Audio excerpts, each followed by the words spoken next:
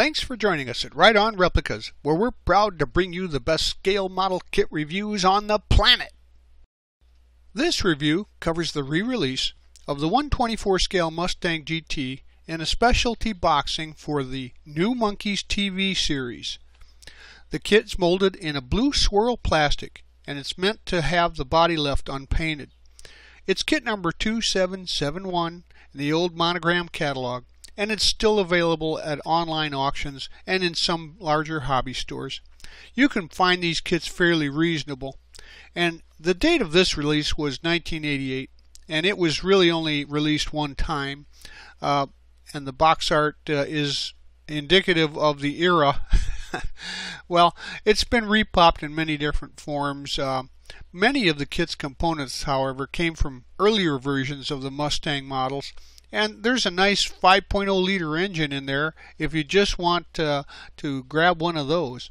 It's a skill level 2, requiring glue and paint, and the kit has about 75 parts molded in a blue swirl, chrome, clear, and clear red. The tires are vinyl, and the kit should come with water slide decals, but it doesn't, and I haven't seen one with decals, so I don't think they put them in this boxing.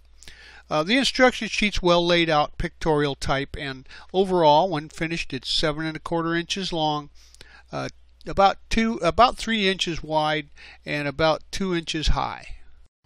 Here are the contents of this kit, and some people would call this an open box review, and so will I, but I'm not going to pick up each piece and try and find some words to describe them. I'm just going to show you how to build the kit. But you can see everything you need to see here in about 10 seconds or less. Now remember to follow the manufacturer's safety and use guidelines for any of the products that you see mentioned here in the review. And know that we'll be using Model Master's liquid cement for most construction, but sometimes super glue for strength and white glue for windows and things of that nature. So gather up the parts for the motor, and we'll assemble the engine halves, the heads, the intake and timing covers, and then paint the motor blue with an aluminum transmission. The exhaust manifolds are steel, and the belts are rubber color and black with a black fan. Now the oil filter, orange, and the distributor is steel and tan. Now install the distributor, the oil filter, the manifolds, and the valve covers, and then assemble the belt and the alternator and the fan to the motor. Then add the carb on top. Paint the chassis flat black, with the frame being a semi-gloss black, and then highlight the wires for accent. The exhaust is steel and aluminum mufflers, and a 50-50 mix of copper and aluminum. Now install the exhaust into place with the motor. Gather up these pieces, and the radiator and shroud are assembled and painted flat black. Now paint the front and rear suspension units semi-gloss black, and install all 3 pieces onto the chassis. By the way, make sure that you scrape off any chrome plating or paint from the areas that you want to contact with your adhesives to make sure that they get a good bond. Now the shocks are whatever color you like. Yellow color is great. Anyway, it stands out, and they're installed in place on the rear suspension.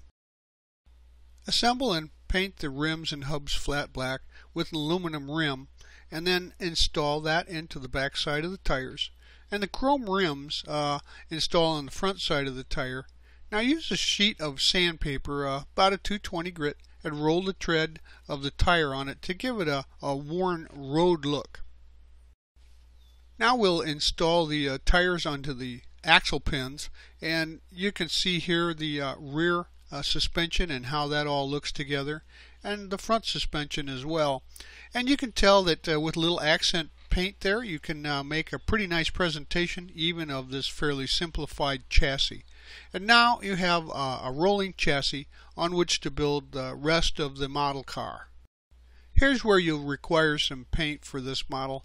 The interior is made in the same swirl blue pattern plastic as the rest of the model, so we're going to go ahead and paint that at this time. And first collect and assemble all the pieces, and then the seat backs are installed, and the shifter and the brake lever are installed. So paint the interior the color you want. Now the Monkee Mobile new Monkee's mobile was a light gray with black trim, but I decided to go with white with black trim and then install the seats. Paint the dashboard white, and it has black with white instruments, so you'll need to detail those by hand or find some gauges from a previous kit to install here as a decal or something, but didn't come with them, so you'll have to do that detailing on your own. Now the column is white, as is the wheel, and then install the column and the wheel into the dash, and then put the dash into the slots provided on the interior. Gather up all the body parts to prepare them for paint, and I won't be painting the body, but I will be clear coating the top side using some also some Alclad smoke on the lower half for the accent color. I used a 1200 grit sandpaper to wet sand and remove any blemishes from the finish. Then install the bumper and side grills and the spoiler at this time as well. Now tape off with some masking the lower panels below the trim line, and then I sprayed that with the a light color, a light layer of the Alclad smoke, and a couple of light layers will do here. Now I painted the side body trims gray with some black rub strips, and then the rest of the trim is black. Now I clear coat the whole body. Glue the rear view mirror into place on the windshield, and then use some white glue to install the window glass into the windshield frame. Paint the visors interior color and install them at the top of the windshield frame. Now we'll install the interior tub, and you can slide that forward. Notice the red arrows there pointing to the pins that locate the tub, and use some good strong glue to keep that into place. Watch for some contact points for the chassis and install that by loading it into the back end at an angle and then dropping it down. Just slightly pull the sides apart a little bit and it'll drop right into place.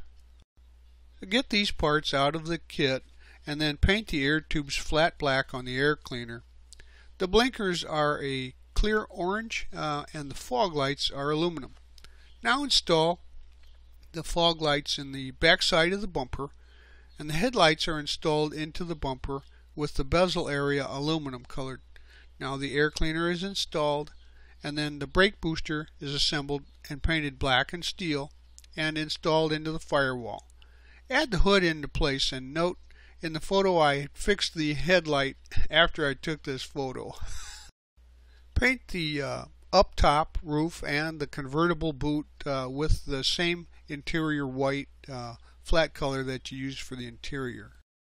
I wanted to add my touch to the model, so I printed out my logo as a license plate, sized it up, and then on just plain paper with an inkjet color printer I printed that out and cut that out and put a piece of clear cellophane tape over it, and I'll glue that to the back end later on. Stage these parts at this time and install the rear tail lights to the car and the third brake light between the spoiler and the trunk. Then add the license tag. The glass is installed in the roof, and the roof or the boot can be placed onto the car without glue. Well, there you have it. Now the new Monkee's isn't exactly a hit. In fact, it was pretty much a dismal failure, but the car is pretty cool, and I love the manufacturer's attempt here to use a plastic injection technique to get a finished body color to emulate the original TV show car, and that makes this a pretty interesting subject model car for me. But as I said, you're also going to get some pretty good parts out of this kit if that's what you're looking for. They can still be had reasonably, and even so though, if you want to build one, it's a pretty interesting concept, and it makes for a nice looking shelf display. It wasn't hard to build, and although some of it's pretty simplistic, like the undercarriage, etc., the engine was really nicely made, and when you get all done with it, it looks pretty good as a shelf sitter and a display piece, conversational piece too. So try one and get it on your shelf. and you can display this model proudly after you've finished it up. We hope you liked this premium step-by-step scale model kit review, and so that you don't miss any more, please subscribe to our YouTube channel. Or you can find us on Facebook, and as always, at our website, www.rightonreplicas.com. Thanks.